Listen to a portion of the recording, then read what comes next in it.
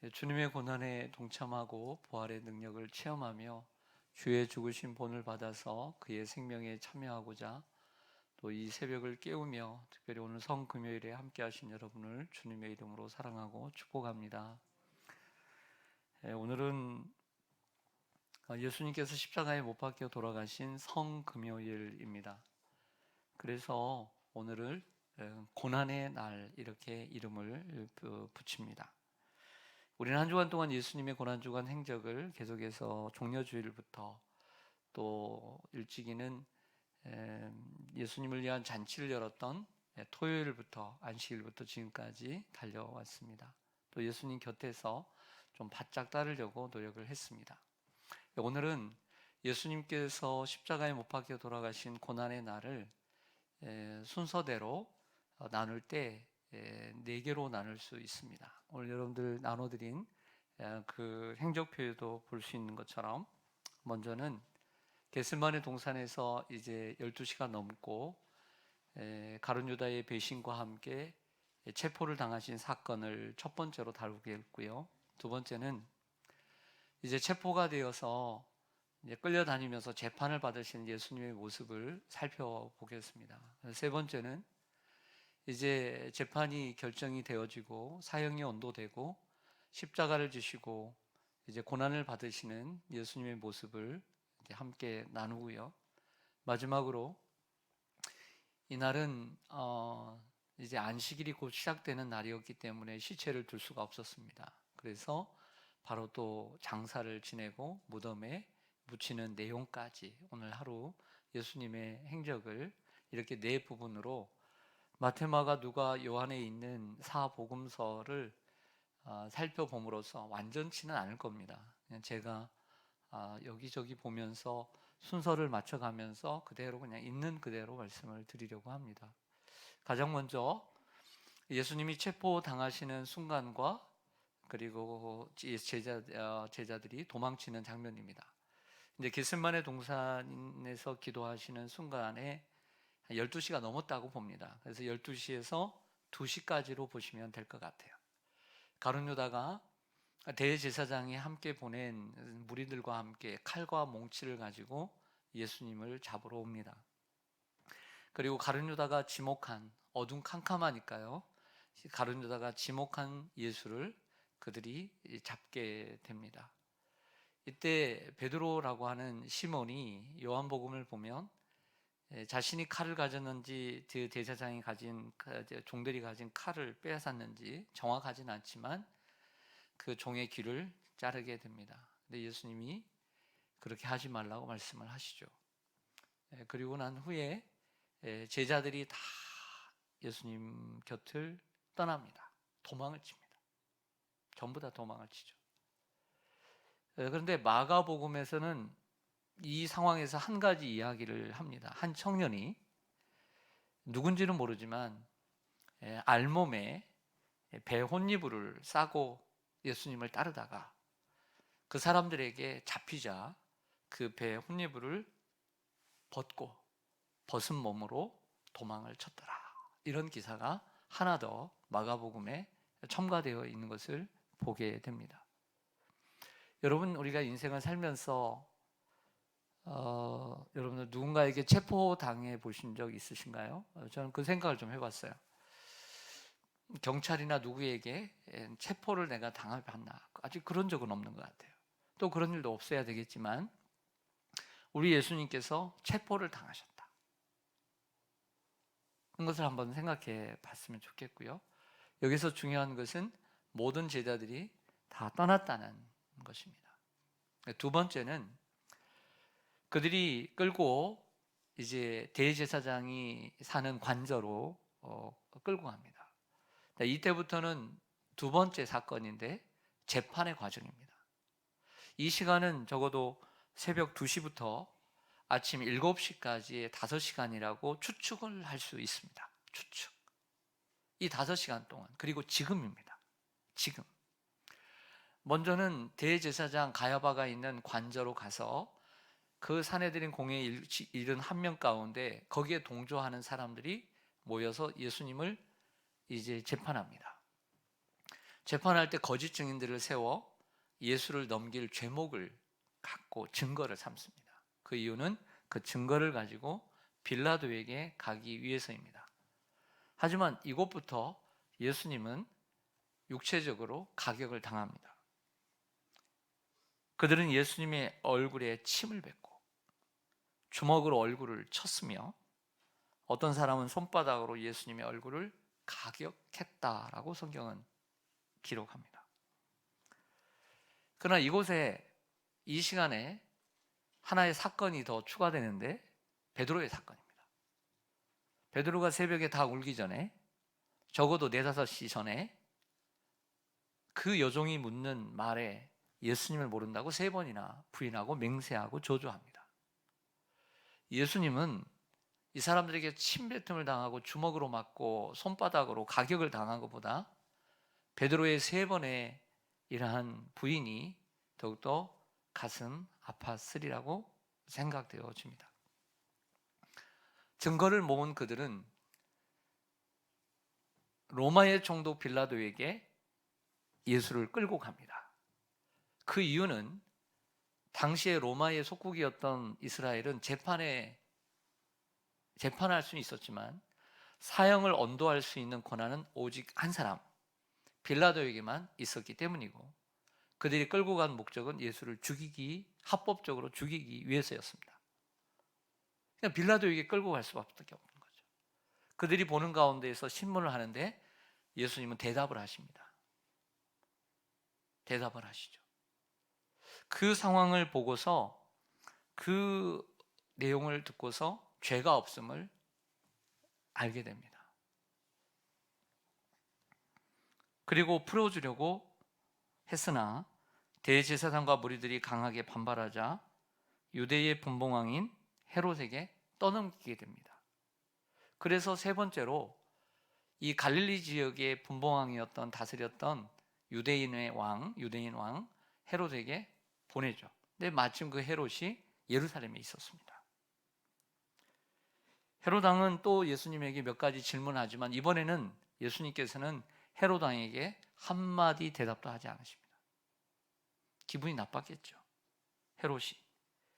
그러자 대제사장들과 서기관들이 힘써 고발을 하자 헤롯은 군인들과 함께 예수님을 업신여기기 시작하고 희롱을 합니다. 그리고 빛난 옷을 입혀 다시 빌라도에게 도로 보내게 되죠.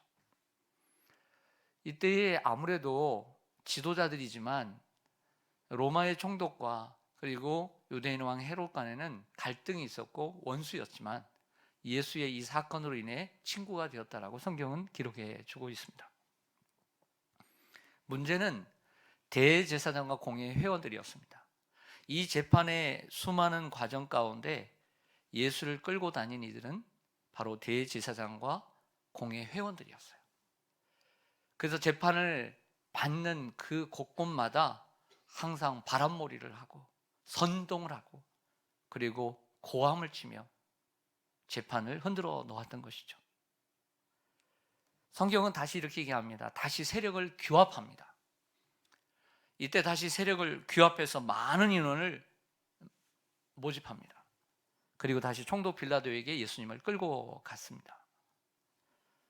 총독 빌라도는 다시 예수님에게 신문을 하고 했지만 예수님에게서 죄를 찾지 못했고 죽일 일도 없다 하면서 때리고 내가 석방하겠다라고 얘기를 합니다.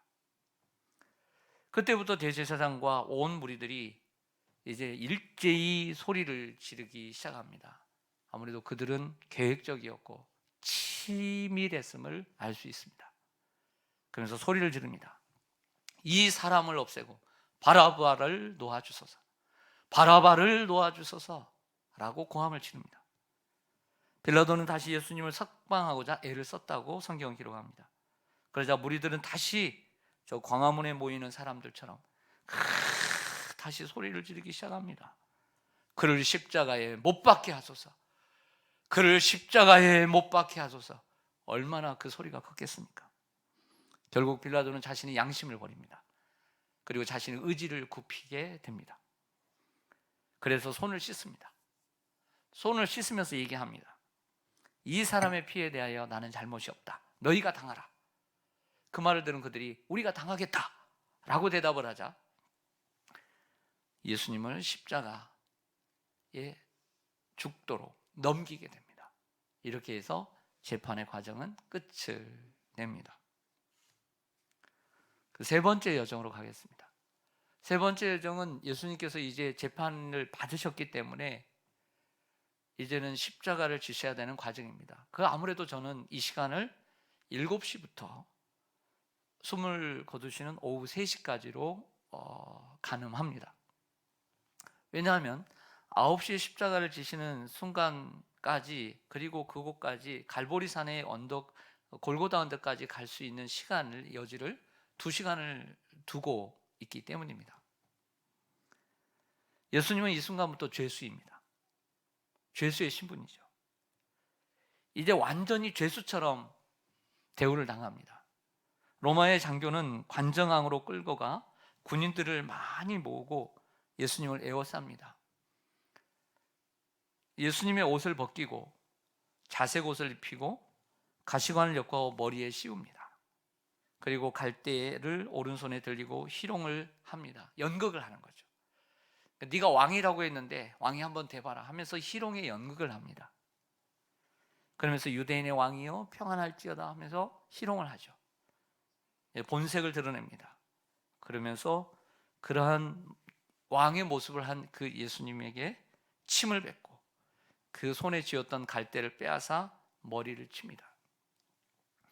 희롱을 당한 후에 자색 옷을 다시 벗기고 원래 입고 있었던 예수님의 옷을 입히고 갈보리산 골고다 언덕으로 이제 그 십자가를 지고 갑니다. 그 십자가는 가로의 십자가인지 세로의 십자가인지 아니면 가로와 세로가 다 있는 십자가인지는 불명합니다. 하지만 그 무게는 엄청났을 것이고 그 빌라도의 관정에서 그 바위산으로 되어 있는 갈보리산의 골고다 언덕까지 거리를 1.5km라고 생각합니다. 그래서 지금도 그곳에 가보면 비아 돌로로사라고 하는 슬픔의 길, 고난의 길, 비아라는 말은 길을 이라는 뜻이고요. 돌로로사, 고난의 슬픔의 길을 지금도 있습니다. 1.5km 정도라고 봅니다. 십자가를 지고 가시는 도중에 사람들은 7번 아니면 9번 쓰러지셨다라고 말하지만 성경에는 기록해 주고 있지 않습니다. 가시는 도중에 예수님은 여러 번 쓰러지셨고 힘이 든 모습을 보고 로마의 군인이 좀 저 시골에서 좀 올라오고 등치 좀 꽤 있는 구레네 사람 시몬에게 억지로 함께 그 십자가를 지게 하고 함께 가게 됐죠. 골고다 언덕에 도착한 예수님에게 사람들이 고통을 덜어줄 쓸개를 탄 이 포도주를 마시게 하지만 예수님은 그것을 거절하십니다. 그리고 예수님은 십자가에 못 박히시고 사람들은 십자가에 못 박습니다. 예수님을 누워 계시는 그 예수님의 그 손에 정확하게 여기인지 모르지만 그 손을 묶었겠죠. 십자가에 묶고 그리고 그 대못을 박습니다. 여기도 박습니다. 그리고 발은 포개어서 하나의 못을 박습니다. 그 큰 대못이, 녹슨 대못이 그 살을 뚫고 뼈를 으깨고 들어갈 때 예수님의 고통은 이루 말할 수가 없었을 것입니다. 이때의 시간이 오전 9시입니다. 성경은 제3시라고 얘기하죠. 이에 군인들은 예수님의 옷을 제비 뽑아 가졌고 그 죄패에는 자칭 유대인의 왕이라고 써달라고 요청해 그것을 거절하고 그대로 유대인의 왕이라고 썼습니다. 그 옆에 지나가는 사람들은 십자가에서 내려오라고 예수님을 모욕했고 대제사장의 무리들은 남을 구원하면서도 자기를 구원하지 못한다고 하며 예수님을 희롱했습니다. 그리고 3시간이 지났습니다. 3시간이 지나 낮 12시 제6시가 되었을 때 해가 빛을 잃었습니다. 그리고 온 세상이 어둡게 되었습니다. 이건 우리는 하나님의 저주요 아니면 하나님이 눈을 감으셨다라고 표현을 하기도 하지만 이렇게 시작된 어두움은 제6시까지 오후 3시까지 3시간 동안 지속되었다라고 성경은 기록됩니다. 그리고 오후 3시가 되어 예수님은 숨을 거두시고 돌아가십니다. 근데 이때 성경에서 일어난 사건을 기록합니다. 예수님께 십자가에 돌아가시자 예루살렘 성전에 있는 그 성소의 휘장이, 성소와 뜰에 있었던 그 가로막았던 휘장이 위에서부터 아래까지 찢어졌더라, 이렇게 얘기합니다. 보통 사람이 성소의 휘장을 뜯으려면 아래서부터 위로 뜯게 되어 있습니다. 아래서부터 가위로 아니면 칼로 아래서부터 뜯게 되어 있어요. 그런데 위에서부터 아래로 찢어졌다는 것은 하나님이 하셨음을 보여주고 있습니다. 또한 이 말은 구약 성경에는 사람이 죄 때문에 하나님 앞에 직접 나아갈 수 없어 제사장을 통해서 짐승의 피를 통해 하나님 앞에 나아갈 수밖에 없었죠. 그게 바로 휘장이었던 것이죠. 근데 이 휘장이 찢어졌다는 것은 예수의 피로 말미암아 하나님 앞에 누구든지 나아갈 수 있음을 보여줍니다. 그래서 히브리서 10장 19절과 20절은 이렇게 증가합니다. 들어보세요. 그러므로 형제들아, 우리가 예수의 피를 힘입어 성소에 들어갈 담력을 얻었나니 그 길은 우리를 위하여 휘장 가운데로 열어놓으신 새로운 살 길이요 휘장은 곧 그의 육체니라. 예수님이 직접 몸이 휘장이 되어서 찢어서 하나님 앞에 나가게 됐습니다. 예수님 무려 오전 9시부터 오후 3시까지 6시간 동안 십자가에 그 못 박혀 고통의 시간을 보냈습니다.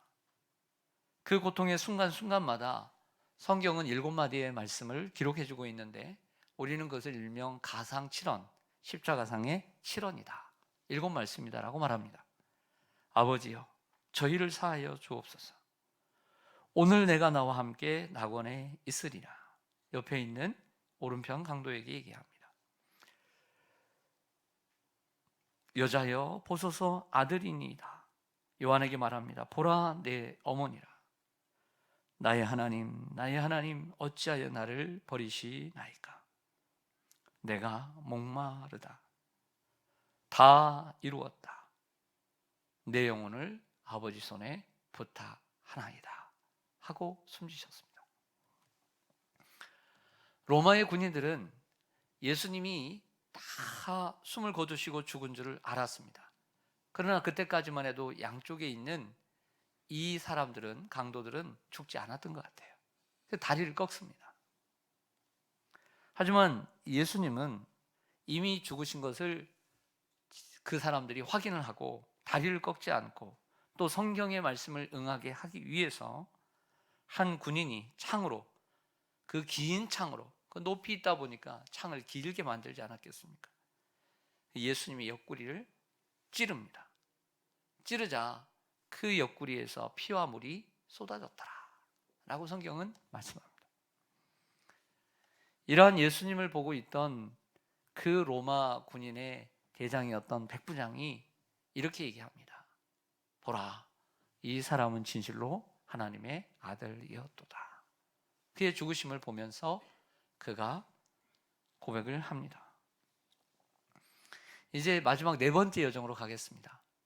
오늘은 금요일입니다. 금요일은 금요일 저녁 해지는 시간부터 토요일 해지는 날까지를 안식일이라고 지켰습니다. 이 안식일에는 그들의 나름대로 36가지의 율법을 만들어, 안식일법을 만들어 해야 하지 말아야 될 일을 만들었습니다. 그때는 아무것도 못하는 거예요. 시체를 옮길 수 있는 것도, 사람을 옮길 수 없는 거예요. 그래서 저녁 해가 지기 전에 예수님을 장사 지내야만 했던 것이죠. 예수님을 장사 지내는 데는 2명의 남자가 등장합니다. 한 명은 아리마대 사람 요셉이고 한 사람은 밤에 찾아왔던 니고데모였습니다. 아리마대 사람 요셉이 담대하게 빌라도에게 나아가 예수의 시체를 달라고 요청을 하죠. 그러자 빌라도가 그렇게 하라고 허락해 줍니다. 종합해 보면 성경에는 아리마대 사람 이 요셉을 세 개로 설명합니다. 세 개의 단어로. 첫째, 부자였다. 두 번째, 공의의 회원이었다. 셋째, 예수님의 제자였다. 사복음서를 종합해 보면 세 가지입니다. 그리고 그가 부자여야 되는 이유는 이사야 53장에 예수님의 십자가의 고난, 그의 나심부터 그의 고난, 그의 장사를 이사야 53장은 말하고 있는데, 이사야 53장 9절에 그가 부자와 함께 있었도다 라고 말함으로써 아리마대 사람의 그 새 무덤에 묻힌 것을 볼 수 있습니다. 그 와중에 니고데모라고 하는 이 사람이 모략과 침향 섞은 것을 100리트라쯤 가지고 와서 예수님의 몸에 발라드렸고, 빌라도의 허락을 받은 요셉은 깨끗한 세마포, 대단히 이 중요한, 부활에 있어서 중요한 세마포를 시체에 싸서 바위 속에 판 자기의 새 무덤에 장사합니다. 여기서 우리가 한 가지 살펴봐야 하는 것은, 장사에 직접 동참하진 않았지만 곁을 따랐던 저 먼 갈릴리에서부터 함께 온 여인들입니다. 이 여인들이 도망치지 않고 십자가의 길을 따라왔고, 그리고 십자가에 못 박혀 돌아가신 예수님의 모습을 곁에서 지켜보았습니다. 예수님의 어머니와 함께. 그 대표적인 사람이 막달라 마리아죠. 그는 낯선 이 요셉의 무덤에까지 와서 무덤에 붙인 걸 보고 그 시체를 보았습니다. 그리고 이틀이 지난 후에 안식 후 첫날에 그들이 어두운 새벽에 이곳을 찾아올 수 있었던 것은 바로 장사 지내는 그 시간에 와서 그 무덤을 확인하고 갔기 때문인 것이죠. 이것을 우리가 알고 있어야 합니다. 그 여인들이 얼마나 많이 울었겠습니까? 십자가를 지고 그 십자가의 고난의 길을 걸어가신 예수님을 보며 그 여자들이 많이 흐느껴 울었습니다. 그때 한 말씀 더 하십니다. 나를 위해 울지 말고 너희 자녀를 위하여 울라는 말씀도 덧붙이십니다. 하루의 일과가 이렇게 끝난 것 같지만 아직 끝나지 않았습니다. 무엇이 끝나지 않았는가? 그것은 대제사장과 사내들인 공의의 사람들의 후속 조치였습니다. 그들은 다시 빌라도를 찾아갑니다. 무슨 일이었을까요? 이것은 이렇습니다. 예수가 평소 제자들에게 자신이 죽으면 사흘 만에 다시 살아날 것이라고 자주 얘기했다고 한다. 그럴 일은 없지만 혹이라도 그 시체를 도둑질해 가서 예수가 다시 살아났다고 말하게 되면 문제가 더 커지지 않겠는가? 우리들에게 군인들을 달라, 경비병을 주면 우리가 그 무덤을 지키겠다 라고 얘기를 하자 빌라도가 허락을 해주고 한 소대 정도 되는, 그 정도를 되겠죠. 왜냐하면 한 사람이 몇 사람이 24시간을 며칠을 지킬 수가 없으니까, 순번을 정해서 지켜야 하니까. 당시에 그 어떤 분대나 소대 정도 사람들을 보냈을 것입니다. 그리고 그 경비병을 데리고 그 예수님의 무덤에 가서 그 시체를 확인하고, 그리고 큰 돌로 그 무덤의 문을 닫습니다. 그리고 그들에게 돈도 얹어 주었을 것입니다. 그리고 잘 지켜달라고 부탁도 했을 것입니다. 꼭 지켜야 된다라고 큰 소리로 말하기도 했을 것입니다. 경고를 해주기도 했을 것입니다. 그리고 그렇게 지키게 됩니다. 하지만 그럼에도 불구하고 그들은 예수님의 부활을 막을 수 없었습니다. 이게 바로 오늘 하루의 일과입니다. 예수님이 이 땅에 오신 목적은 우리의 죄의 문제를 해결하고 우리를 구원하시기에 오셨습니다. 우리 하나님께서는 우리 인간을 구원하시기 위해 죄의 문제를 해결해 줘야 되는데, 그 죄의 문제를 해결책으로 예수님을 보내셨던 것입니다. 그 이유는 우리를 사랑하셨기 때문이죠. 우리가 죄인 되었을 때에 하나님이 그 아들을 우리 가운데 내어주심으로 우리를 향한 자기의 사랑을 확증해 주셨습니다. 우리가 받아야 할 죄의 저주를 예수님이 대신 받으셨습니다. 우리가 받아야 될 그 아픔을, 그 고통을, 그 치욕과 모욕을, 수치를 그 고통을 친히 받으셨습니다. 한마디로 우리 대신 십자가에 죽으셨습니다. 나 대신 죽으셨습니다. 나 대신 십자가에 못 박혔습니다. 나 대신 고통을 받았습니다. 우리 대신 멸시와 천대 그리고 조롱과 모욕을 받으시고 그 당시에 가장 흉악하고 가장 고통스러운 십자가의 죽음을 당하신 예수님의 희생을 잊지 말아야 하겠습니다.